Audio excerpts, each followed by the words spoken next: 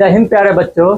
आप सभी को आपके अपने हाई रेटेड कोचिंग सेंटर में स्वागत है। मैं उम्मीद करता हूँ आप सभी जहाँ भी होंगे अच्छे होंगे और आप सभी अच्छे तरीके से पढ़ाई भी कर रहे होंगे। आज की क्लास आप सभी के लिए अति महत्वपूर्ण है। मैं चाहूँगा आप सभी इस क्लास को अच्छे तरीके से देखें। आज की क्लास एग्जाम में जरूर आएगा और अच्छे तरीके से आएगा क्वेश्चन। बस आप सभी बने रहिए, आप सभी बने रहिएगा तो जरूर आज के क्लास से एग्जाम में क्वेश्चन लिख दोगे और अच्छे तरीके से लिख दोगे। तो चलिए चलते हैं, आज की क्लास हम डिस्कस करेंगे। आज की क्लास में क्या है, ठीक है, साइंस में फिजिक्स का, जिसमें क्या है प्रकाश का परावर्तन यानी कि रिफ्लेक्शन ऑफ लाइट। ठीक है, रिफ्लेक्शन ऑफ लाइट के बारे में तो जानना है और जानेंगे जरूर। उससे पहले एक बार हम क्या जान लेते हैं, क्या प्रकाश के बारे में, आखिर लाइट है क्या। लाइट के बारे में जाने नहीं तो फिर उसके प्रकाश के परिवर्तन के बारे में कैसे जानेंगे। ठीक है, तो लाइट के बारे में जानते हैं, अच्छे तरीके से जानते हैं। क्वेश्चन आएगा, आपको बना के आना है, छोड़ना नहीं है। ठीक है, समझिए हमारे पास जो ये लाइट है, प्रकाश, प्रकाश है क्या, इसका कोई परिभाषा पूछ सकता है। ठीक है, तो प्रकाश समझो क्या है, प्रकाश एक ऊर्जा का रूप है। सबसे पहले यही जानना कि यह एक ऊर्जा का रूप है। अब यह कैसे ऊर्जा का रूप है वो थोड़ा बता दीजिए। सूर्य है, सूर्य से प्रकाश आता है, सूर्य से प्रकाश आता है। ठीक है, तब प्रकाश से उससे बहुत ऐसी ऊर्जा बनाया जाता है। जैसे सोलर प्लेट है, वो प्रकाश ऊर्जा से हमें विद्युत ऊर्जा में बदला जाता है। उसके बाद पेड़ पौधे जो सूर्य से ऊर्जा को ग्रहण करते हैं प्रकाश से, और उस प्रकाश ऊर्जा को ग्रहण करने के बाद वो रासायनिक ऊर्जा में बदल देता है। उसके बाद हम लोग भी खाते हैं तो हमें भी ऊर्जा मिलता है। पेड़ पौधे के जो फल होता है तो उससे ऊर्जा मिलता है ना। तो प्रकाश एक ऊर्जा का रूप है, सोर्स ऑफ लाइट। ठीक है, ऊर्जा का रूप है। बताओ यह ऊर्जा के रूप से क्या है, यह एक ऊर्जा का रूप है। इसकी उपस्थिति में ना हम वस्तु को देख पाते हैं। बताओ प्रकाश नहीं रहेगा तो हम वस्तु को कैसे देख पाएंगे। रात में प्रकाश नहीं होता फिर वस्तु को देख पाते हैं, नहीं देख पाते। बहुत दिखाई तो देता है, वो बहुत कम साफ से दिखाई देता, नहीं दिखाई देता है। यही दिन में सूर्य का प्रकाश होता है, दिखाई देता है। किसी अंधेरे कमरे में चल जा, वहां पे क्या होगा, ठीक है, तो वहाँ लाइट नहीं रहता, कोई ऐसी वस्तु दिखाई नहीं देगा। फिर वहाँ पे टॉर्च खोजोगे, कोई ऐसी लाइट खोजोगे जिससे क्या है वस्तु दिखाई दे, होता है ना। ये सभी प्रकाश के कारण होता है।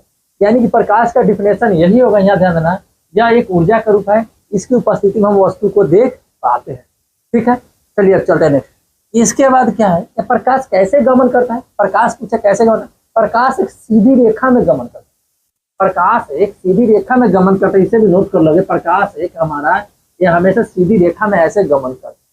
ठीक, प्रकाश सीधी रेखा में गमन करता है यानी कि जाता है ऐसे, थोड़े प्रकाश को ऐसे जिगजैग करते चला जाए, नहीं, वो जाता है सीधा, ऐसे घूम के कभी नहीं जाता है। जब गोल गोल नहीं घूमता, प्रकाश हमेशा सीधा जाता है। ठीक, नहीं। इसके बाद चलते हैं, प्रकाश कैसी तरंग है, यह भी पूछ सकता है। प्रकाश कैसी तरंग है, तो प्रकाश का देखा यह अनुप्रस्थ तरंग। प्रकाश एक अनुप्रस्थ तरंग, और अनुप्रस्थ तरंग क्यों कहा जाता है, क्योंकि यह निर्वात में भी गमन करता है। विद्युत चुंबकीय तरंग भी इसे कहा जाता है, प्रकाश को वैद्युत चुंबकीय तरंग। क्यों, क्योंकि प्रकाश जो विद्युत चुंबकीय तरंग है वह निर्वात में गति करता है, इसी कारण से विद्युत चुंबकीय तरंग भी कहते हैं।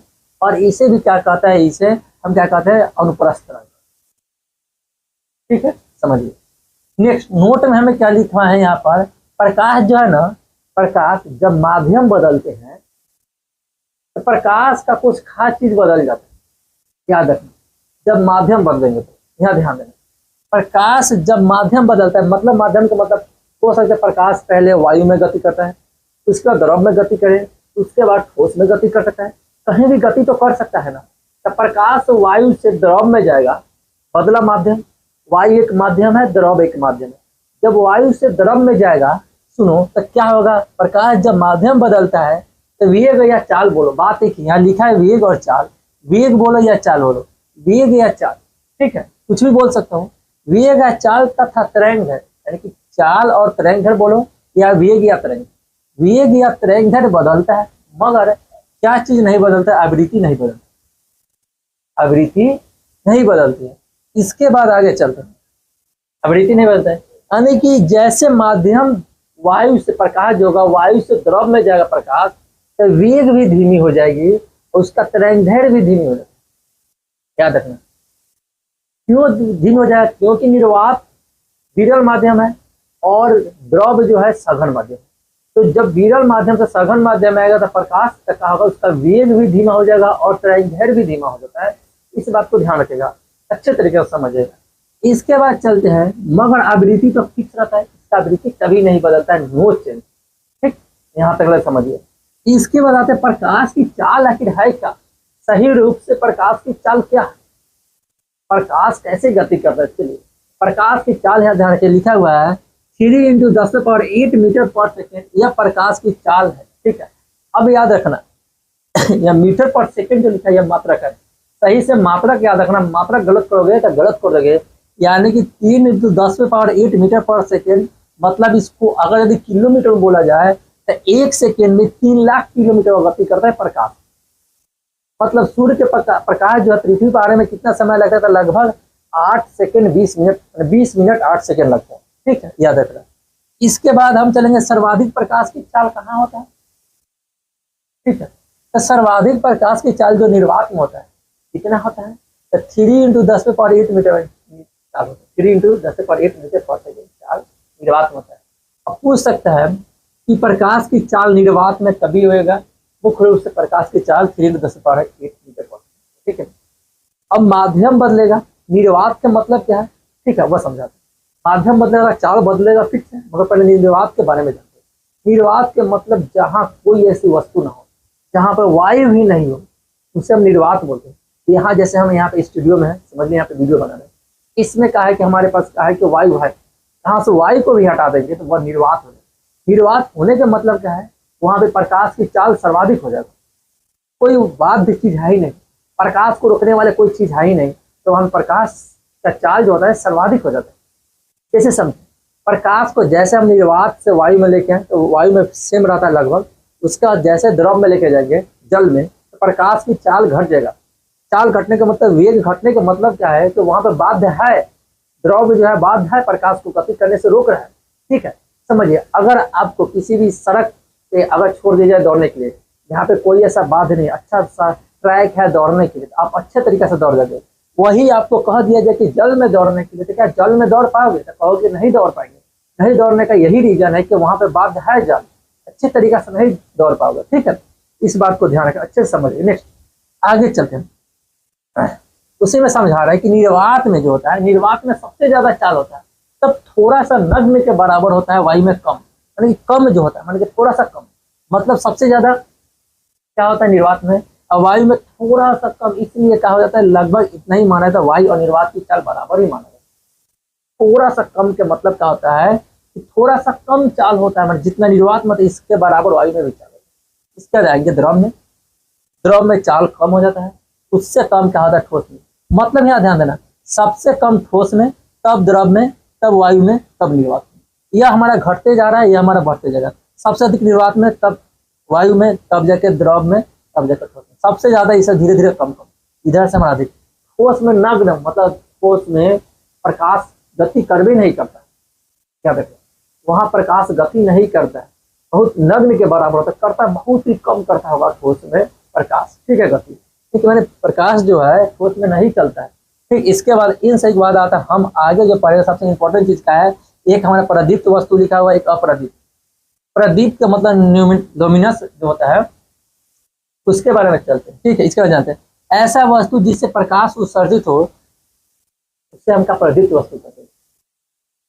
ऐसा वस्तु जिससे प्रकाश उत्सर्जित होता है उससे हम क्या कहते हैं, प्रदीप्त वस्तु। ठीक है, ऐसा वस्तु जिससे प्रकाश उत्सर्जित नहीं होता है उससे अप्रदीप्त वस्तु। मतलब कैसा होगा, कैसे जानोगे जो प्रदीप्त वस्तु और अप्रदीप्त वस्तु है, क्या समझते हैं। जहां से प्रकाश उत्सर्जित होता है, कौन से वस्तु से प्रकाश उत्सर्जित होता है, बताओ, बताओगे तुमका टॉर्च क्या होता है, जलती हुई मोमबत्ती होता है, लालटेन होता है, बल्ब होता है, यह सभी से तो प्रकाश उत्सर्जित होता है। जैसे देखो यहाँ बल्ब है, बल्ब लगा, यहाँ से प्रकाश आ रहा है ना, तो समझ यहाँ लिखा हुआ है बल्ब है, जलती मोमबत्ती, टॉर्च, दिया, लालटेन, यह सभी से प्रकाश का उत्सर्जन होता है। ठीक है, जलाते हैं तो। नेक्स्ट क्या है, अप्रदीप्त वस्तु।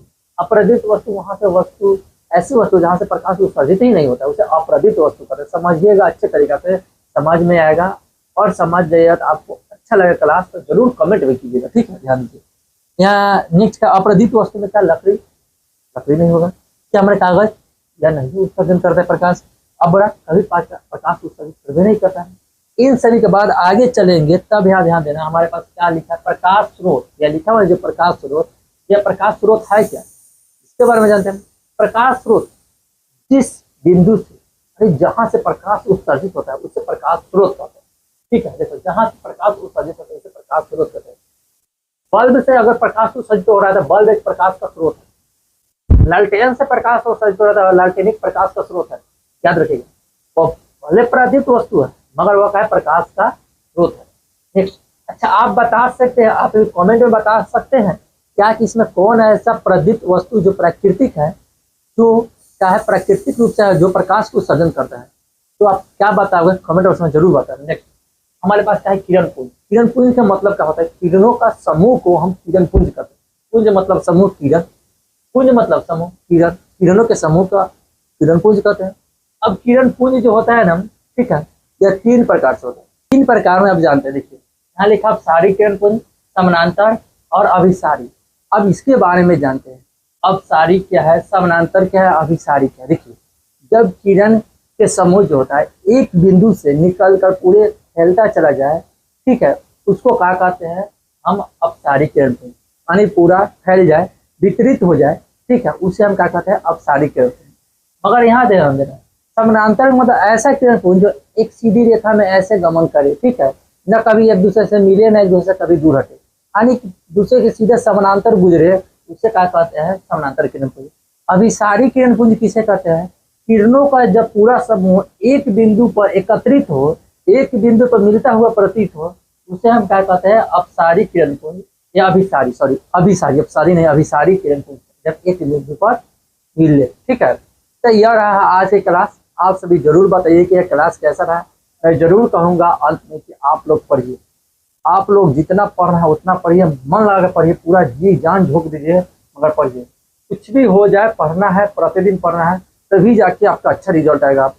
मेहनत करोगे तभी सफल होगे। आज के लिए इतना ही रखते, फिर मिलेंगे नेक्स्ट वीडियो के बाद।